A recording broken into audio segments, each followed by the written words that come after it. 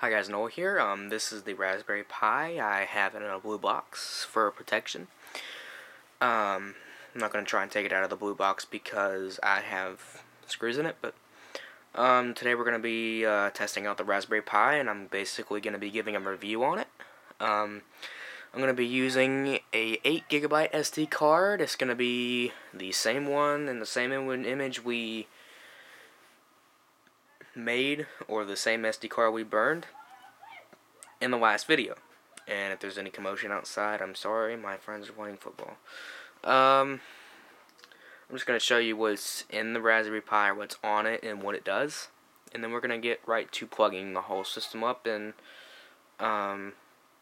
basically just running it and testing it out. Hang on just a second.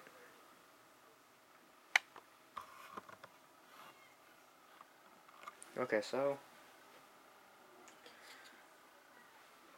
this is the Raspberry Pi. This little black chip right here is the processor and the RAM and the GPU. The GPU accelerates the video and makes it better. This Raspberry Pi can play 720p and 1080p Blu-Ray quality video. I guess this is just North Bridge, South Bridge for the processor, I guess. I'm not exactly 100% sure on that. I believe this, or either this, is for monitors. I think this is for the camera and this is for the monitor, or it could be the other way around. I'm not exactly sure.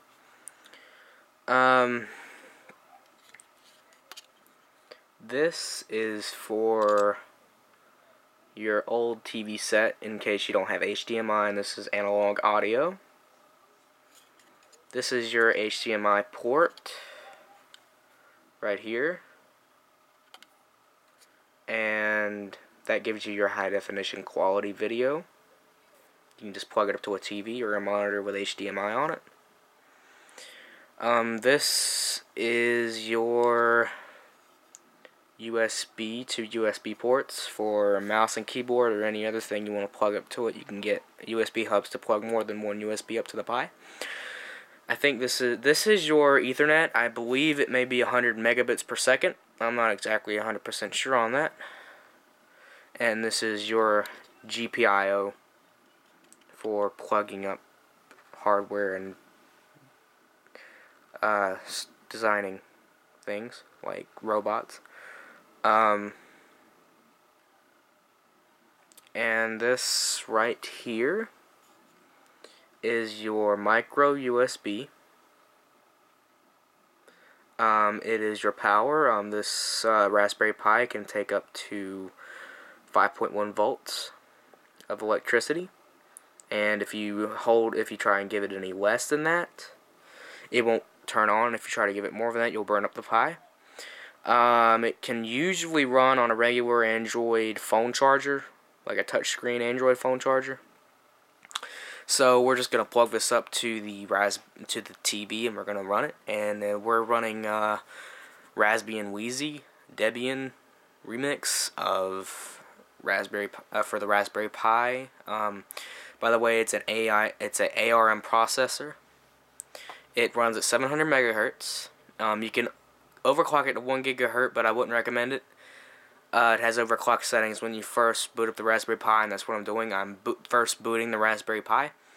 I'll show you some settings, but you can overclock at 800 megahertz without voiding your warranty, but over 800 megahertz, your warranty is void if the Raspberry Pi is destroyed in the overclocking process. So I'm just going to put the case back on, the top part of the case back on the Raspberry Pi to protect it from electrostatic discharge. So I'm just going to point the camera over here and zoom in to where we're going to be plugging up the Raspberry Pi. This right here is my router. It's my internet connection for the Pi. So we're just gonna set that down right here. And we just move the camera over just a little bit. Yeah, we have Old Spice. This is my wireless mouse. USB port or jack. You can't really see it. It's not gonna. It won't focus. See if it'll focus. It doesn't want to focus. It's wireless. So we're just gonna plug that into the Raspberry Pi right here, into the USB port. Don't break anything, just plug it in easily. Next thing we're gonna do is we're gonna plug the Ethernet into the Raspberry Pi. You just hold it in there until you hear a click. The Ethernet will not the cord will not blink because the Raspberry Pi's Ethernet port does not support that. So don't worry if it doesn't blink. Whenever you boot up the operating system, it's automatically going to have internet. So you'll be fine with that. I'm just going to use an old Dell USB keyboard for this. You can really use any kind of USB keyboard for this, small or big. Just plug that in here. It's probably going to lean over a little bit because of the fact that my cords are very heavy. So it may lean over a little bit. So next thing we have is the 8GB SD card. It has Raspbian Wheezy. It's the Debian remix for the Raspberry Pi. We burnt the SD card in the last video I had on how to put the Raspbian image on an SD card. So we're just going to pop that into the back of the Pi. And then we have our HDMI cable.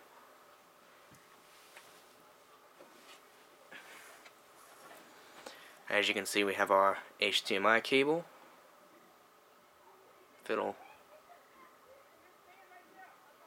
It's not gonna focus, but you can get these at Ollie's for a store called Ollie's for about $7 or $8.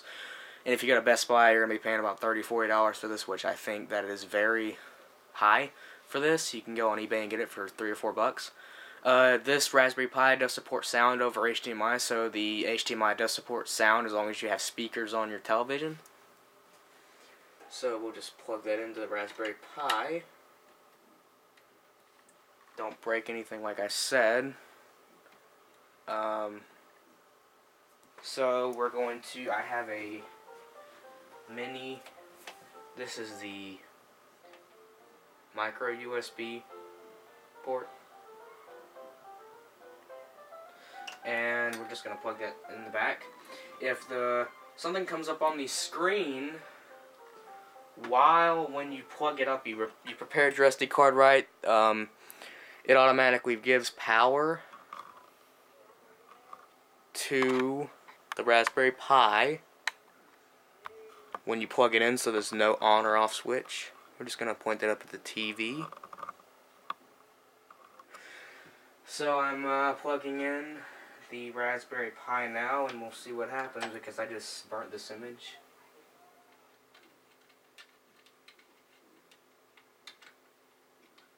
Can't seem to get it in. There we go.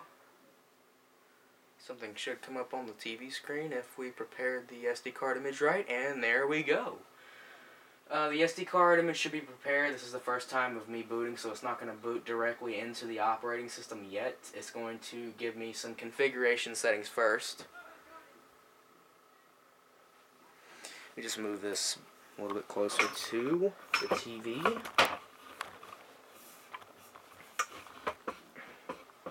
So you guys can see it a little bit better. Okay, so here's some settings. I'm going to zoom in on these settings if it doesn't blur out on me.